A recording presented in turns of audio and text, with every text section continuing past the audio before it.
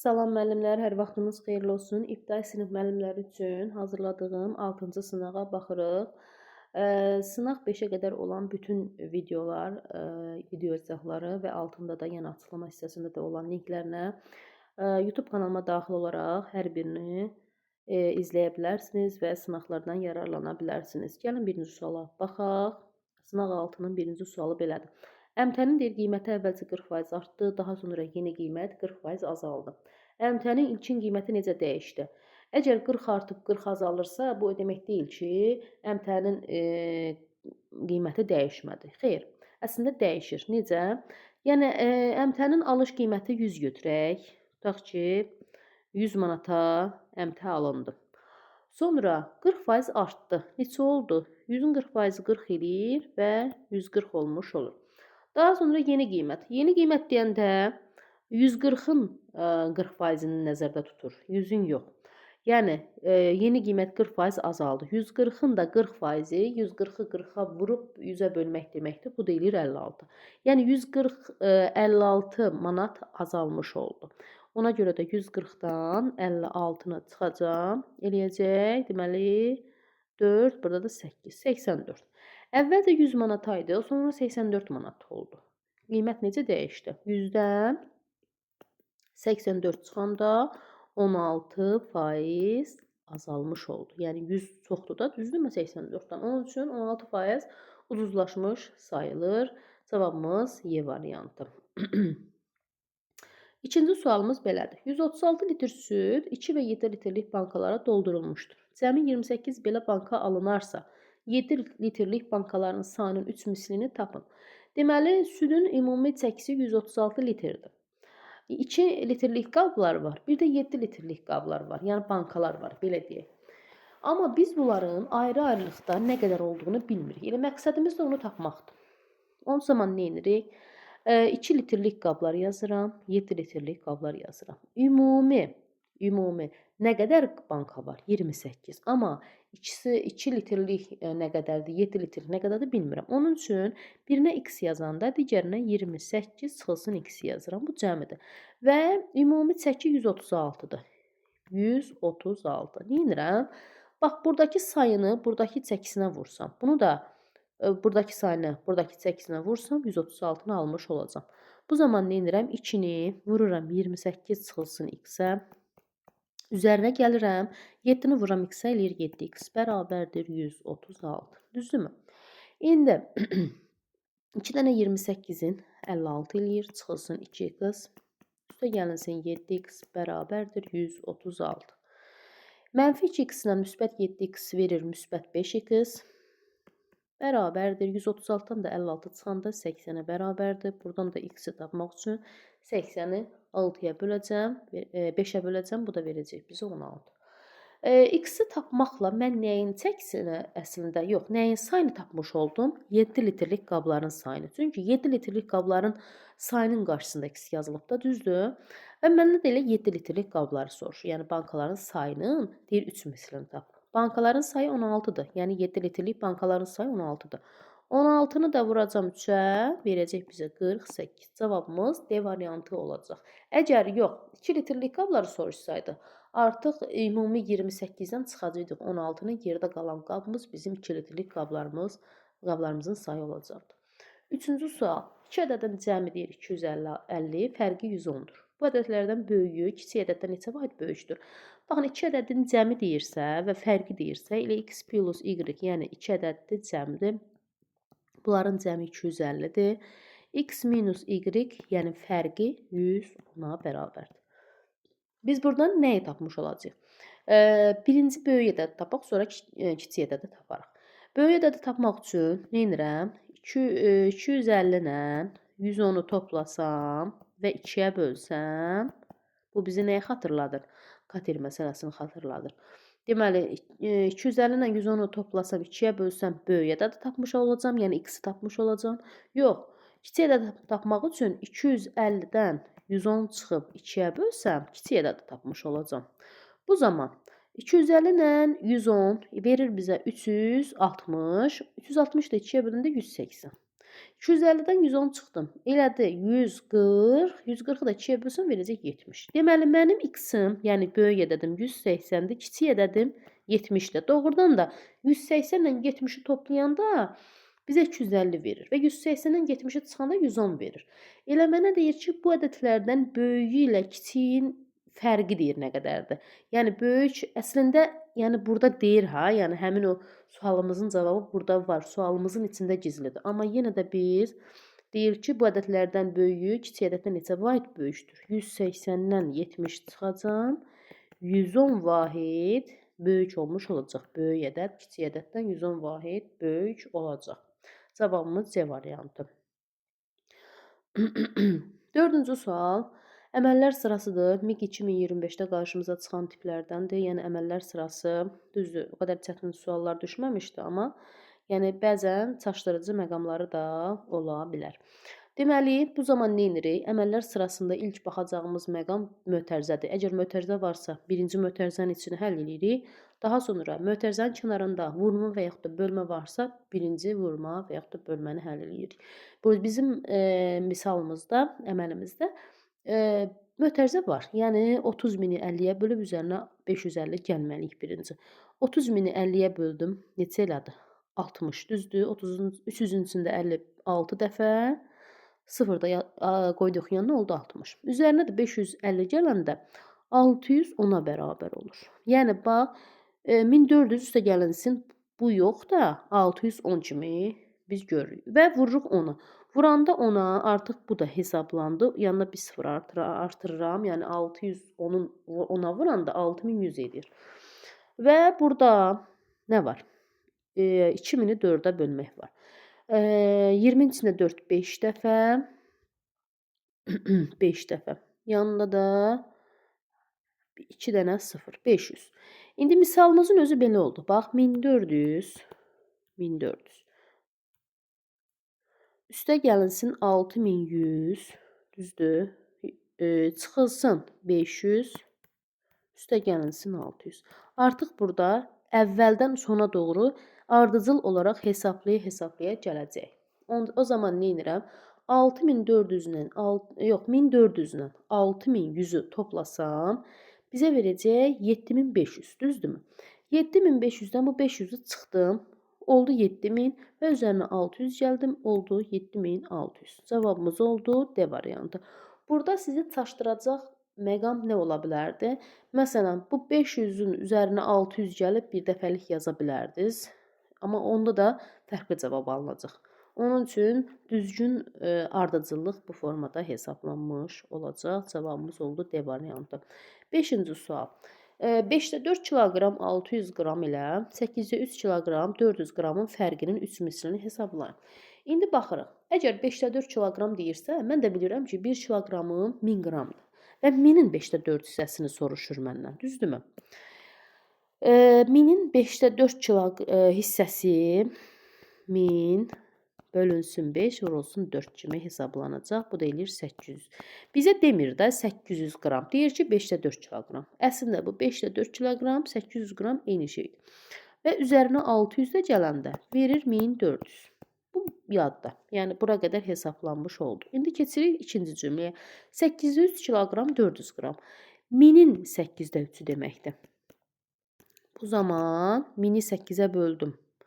101, 2 və 40-ın içində 8, 5 dəfə. Aha.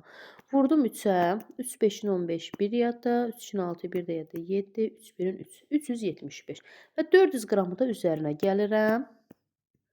Bu da eləyir 7, 7, 5. 775. Həmin bax bununla bunun fərqinin 3 mislini istəyir. 1400-dən çıxdım 775-ini. Ondan 5-ini 5-i. 9-dan 7-sini 2-si. Düzmü yazırıq? Aha. Ondan 5-ini 5-i, 9-dan 7-sini 2-si. 13-dən 7-sini 6. 625. İndi bunu da 3 mislini tapmaq üçün 3-ə vurmağımız lazımdır. 3, 5-in 15, 1 yadda. 3-in 6, 1 də yadda. 7, 3, 6-ın 18 qram. Əgər sualımızın cavabında, yəni variantımızda bu cavab varsa elə olduğu cavabı da götürürük. Yox, bilmək istəsəniz ki, bəs bunun tərkibində kiloqram, sentner, qram bu, bu formada hesablamaq olarmı? Bəli, olar. Necə yazırıq? Baxın, milliqram, qram, kiloqram, sentner, ton. Düzdürmü? Çəki vahidlərimiz də bunlar. Bax, milliqramla qramın arasında 1000 fərq var. Qramla kiloqramın arasında 1000 fərq var. Kiloqramla sentner arasında 100 fərq var. Sentnerlə ton arasında 10 fərq var. Yəni 10 dəfə sentner tondan kiçik olmuş olacaq. Belə deyim də, kiçikdən böyüyə, kiçik böyüyü neynirdi? Bölürdü, böyük kiçiyi də vururdu da, belə deyək. Yəni lori dilcə desək, böyük uşaq, indi evdə deyirlər də, böyük uşaq kiçik uşağı neynir? Vurur. Onun üçün böyükdən kiçiyə keçərkən vurmaq lazımdır, kiçikdən böyük keçərkən bölmək lazımdır. İndi mən bilmək istəyirəm ki, 1875 qramın tərkibində ton varmı? Açıq-aşkar yoxdur da, amma biz bunu necə isbat edirik? 1875-in bax, biri qramdır, biri tondur. Bilmək istəyirəm ki, bunun tərkibində ton varmı? Bax, qramla tonun arasında neçə dənə sıfır var? 1, 2, 3, 4, 5, 6 dənə sıfır var. Amma mənim buradakı ədədim 4 rəqəmlidir. 6 dənə rəqəmim yoxdur. Ya da 7 dənə rəqəmim yoxdur. Onun üçün bilirəm ki, ton yoxdur. Heç sentner də yoxdur. Çünki 1, 2, 3, 4, 5 dənə qramla sentner arasında sıfır var. Amma mənim ədədim 4 rəqəmli ədəddir. Onun üçün sentner, ton da yoxdur, sentner də yoxdur. Yaxşı, kiloqram varmı? Bəli, var. Niyə? Qramla kiloqram arasında 3 dənə sıfır var deyə 1, 2, 3 sıfır 3 rəqəm sağdan sola doğru say, vergülü atıram. Bu olur neçə? 1 kiloqram 875 qram. Hə, cavabımda 875 olsaydı bunu götürərdim. Amma görsən 875 yox, neçədir? 865-dir. Onun üçün cavabım elə D variantına uyğun gəlir. Yəni əgər ümumi bir ədəd verilibsə və onun içindən səndən tonu, kiloqramı, sentneri, nə bilim, soruşursa, sıfırların sayına görə müəyyən etmiş oluruq. 6-cı sual yaş məsələsi ilə əlaqəli bir sualdır. Orta çətin deyək biz buna. Yəni nə çətin deyil, nə asan deyil. Orta çətin tipli yaş məsələsinə uyğundur. Deyir, bu gün 24 yaşında olan Tural. Bax, Tural var. Gələm rəngini dəyişim, qırmızıyla daha rahat yazıram. Turaldır, bir də Elnurdur. Düzdür? Deyir, bu gün 24 yaşında olan Tural. Turalın yaşı 24-dür. Elnurun yaşını, hal-hazırki yaşını bilmirəm. Elnurun yaşında olanda, hansı yaşda olanda? X yaşında olanda da. Çünki Elnurun yaşını bilmirdim axı. Elnurun yaşı indiki yaşının 5-də 7-sinə bərabər olacaq. Olacaq sözündən mən bilirəm ki, bunlar hələ gələcək zamandan danışır. Yəni indi yox, keçmişə qayıtmırıq, gələcəyə gedirik də. Yəni ki, indiki Elnurun yaşı əgər x-dirsə, gələcəkdəki yaşı x-in 5-də 7 hissəsinə bərabər olacaq. 5-də 7x. Bax, həmin aradan keçən vaxt, belə deyim də, Tural üçün aradan keçən vaxt həmçinin Elnur üçün də keçmiş olur. Yəni bir-birinə bərabər olur. Bu da nə deməkdir? Yəni gələcəkdəki yaşından, Turalın gələcəkdəki yaşından x-dən indiki yaşını çıxsaq, aradakı yaş fərqi bərabər olacaq Elnurun yaşına. 5-də 7-dən x-dən çıxacaq ikisini. Başa düşdünüz necə? Yəni buradakı yaş fərqinə bərabərdir. Aradan keçən vaxt hər ikisinə eynidir. Onun üçün bir-birinə bərabər eləyirik. İndi buradan da kəsirimizi buradan yox eləməyə çalışırıq. Onun üçün hər tərəfi 5-ə vurmaq istəyirəm. 5-ə, 5-ə, 5-ə. 5-i x-ə vurdum, 5x çıxdım. 24-ü 5-ə vuranda 4, 5-in 20, 2 yadda, bu da 12, 120 bərabərdir. Bu 5 ilə bu 5 gedir, yerdə qalır 7x. Çıxılsın 5x. İndi nə edirəm? 5x, burada mənfi 5x-dir. Sola keçəndə müsbət olur. Üstə gəlinsin 5x, çıxılsın 7x. Niyə belə yazıram? Artıq siz bunu bilirsiniz. Çünki bərabərliyin sağından sola keçirdəndə bütün işarələr dəyişir. İndi burada da mənfi 120-dirsə, bu tərəfə keçəndə müsbət 120 olaraq keçəcək. 5-dən 5, 10, ondan da 7 çıxdım, 3x. Bərabərdir 120, x-in də qiyməti verdi bizə 40. Deməli, x-in cavabı 40-dırsa, həmçinin Elnurun yaşı da x idi. Onun üçün deyəcək ki, Elnurun indi hal-hazırda Elnurun 40 yaşı olmuş olur. Cavabımız C variantı. 7-ci sual. Turist 2 saata 8 kilometr yol gedir. Bunun sürəti nə qədərdir? Yəni turistin sürəti nə qədərdir? 2 saata 8 gedirsə, deməli sürəti, bax sürəti. Saatda 4 kilometr bölünsün saatdır. Yəni 8-i bölürük 2-yə 4 edir. Bəs gedəndən sonra sürətini 1 kilometr artırır. 4 ilə yox, bu dəfə 5 kilometrlə gedir və 5 saatda daha yol gedir. Ümumi nə qədər yol getmiş olur? Yəni artırandan sonra 25 kilometr.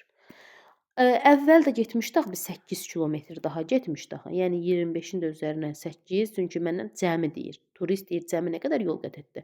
25 kilometr 1 saat kilometr saat artırandan sonra, yəni sürətini artırandan sonra 25 kilometr yol qət eləyib. Sürəti 4 kilometr saat olanda da 8 kilometr yol qət eləyib. Ümumilikdə 33 kilometr yol qət etmiş olacaqdır. Cavabımız oldu C variantı. 8-ci sual biraz sizə çətin gələ bilər, amma niyə indi? Hər sınağın içində bir dənə ya da 2 dənə çətin sual olmalıdır. B körpüsündən sağ 2 saat sonra onun ardınca göldə sürəti 24 km/saat olan kater yola düşür. Çayın sürəti 6 km/saat olarsa, sal yola düşəndən neçə saat sonra kater ona çatar? Bax, sal nədir?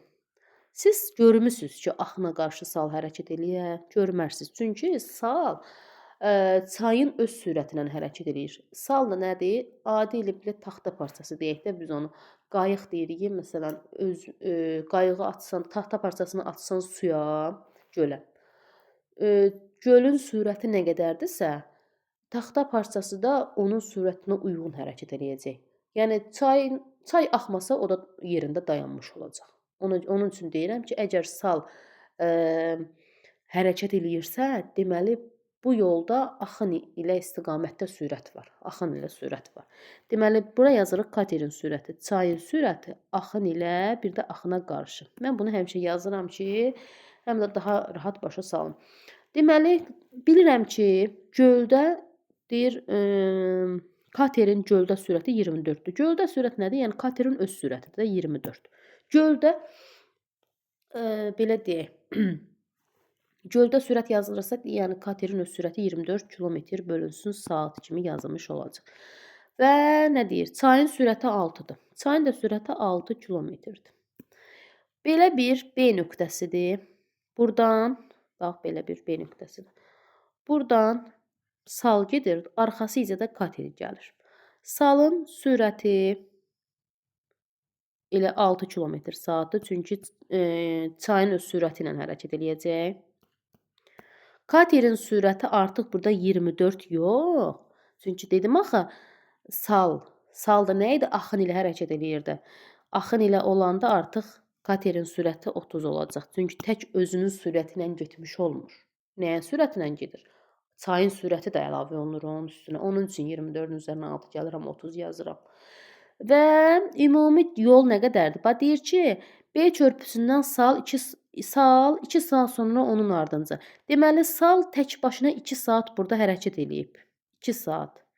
Ümumi nə qədər yol gedib? 6 km/saat sürətidirsə, 2 saatda yol gedibsə, ümumi 12 km yol gedib. Düzdür? Amma burada eyni istiqamətli hərəkət var. Yəni 30-dan 6 çıxacaq, eləyəcək 24. 12-ni də 24-ə böləcək. Görək hələ bu kater sala nə qədər sonra çatacaq? Bərabərdir. 12-ni 24-ə böləndə 0,5 verəcək. Yəni 0,5 saat nədir? 30 dəqiqədir də. 30 dəqiqə deməkdir həm də. İndi nə deyir? Sal yola düşəndən neçə saat sonra? Sal 2 saat bir yol gedib. 30 dəqiqədə onun çatmağını gözləyib. Gözləməyib. Yəni 30 dəqiqədə sal kater sala çatıb. O da eləyir 2 saat 1, 30 dəqiqədə 1, 2 tam, onda 5 də deyə bilərik və yaxud da 2 saat 30 dəqiqədə deyə bilərik. Yəni yəqin ki, tam aydın oldu sualım, yəni izahım sizə. Bir də izah eləyirəm. Əgər sal varsa, salın da biz axına qarşı hərəkət etmədiyini düşünsək, yəni o formada olacaq da. Çünki sal axına qarşı hərəkət etmir. Sal axın ilə hərəkət edir. Axın ilə hərəkət edəndə artıq kater 24 km/saat sürətlə hərəkət etmiş olmayacaq. 30 ilə hərəkət etmiş olacaq. Çünki burada çayın öz sürəti də rol oynayır. Və ümumi sal tək başına 2 saat hərəkət eləyib. 2 saatdan sonra kater çıxıb. Katerin də sala çatma müddəti yarım saatdır. Yəni 0,5 saat belə deyək. 30 dəqiqə də deyə bilirik. Əlavə olaraq 2 saatda salın tək başına hərəkətini nəzərə alsaq, 30 dəqiqədə katerin sala çatmağını nəzərə alsaq, ümumilikdə deyir sal yola düşəndən neçə saat sonra kater ona çatar. Sal yola düşəndən 2 saat 2 saat 30 dəqiqədən sonra kater ona çatmış olacaq. Cavabımız oldu 2,5. Cavabım D variantı. Biraz üstündə çox qaldıq 8-ci sualın, amma tam aydın olsun deyə. Çünki bunu şəxsidən də mənə sual verən olmuşdu ki, müəllim niyə 2,5 saat? Çünki burada sal yola düşəndən deyir. Sal yola düşəndən deyir. Sal yola düşəndən yox, başqa cür şərt versəydi sualımızın cavabı da başqa olardı. 9-cu sual. Deyir ki, 785 ədədinin təkliklərini 3% azaltdım. Bax, ədədim 785-dir. Təkliklərini 3% azaltdımsa, deməli 3 çıxıram. Onluqlarını 2% artırdımsa, deməli onluq nədir? 2 dənə onluq da, yəni 2 dənə 10. 20 artırıram. Cavabım oldu 785-dən 3 çıxdım, 782. Üzərinə də 20 gəldim, 802 verdi də, düzümü hesabladım. Aha. 802-ni də yüzlüklərə qədər yuvarlaqlaşdırsam, o verəcək bizə 800. Cavabım oldu D variantı.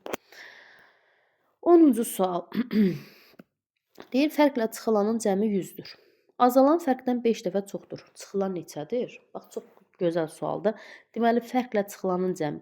Bizim nəyimiz var? Bax, azalanımız var, çıxılanımız var, bir də fərqimiz var.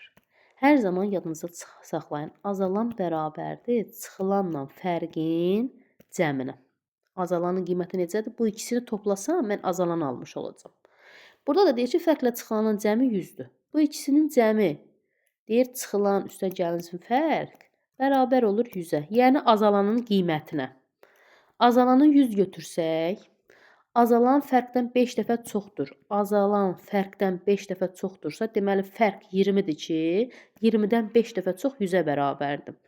Onda çıxılan neçə olur? 100-dən də 20 çıxıram, 80-ə bərabər olur. Cavabım oldu C variantı. Çox rahat sual idi əslində, amma burada incə məqam nədir? Bilmək lazımdır ki, fərqlə çıxılanın cəmi 100-dürsə, deməli, fərqlə çıxılanın cəmi ilə azalanın özünə bərabər olmuş olur.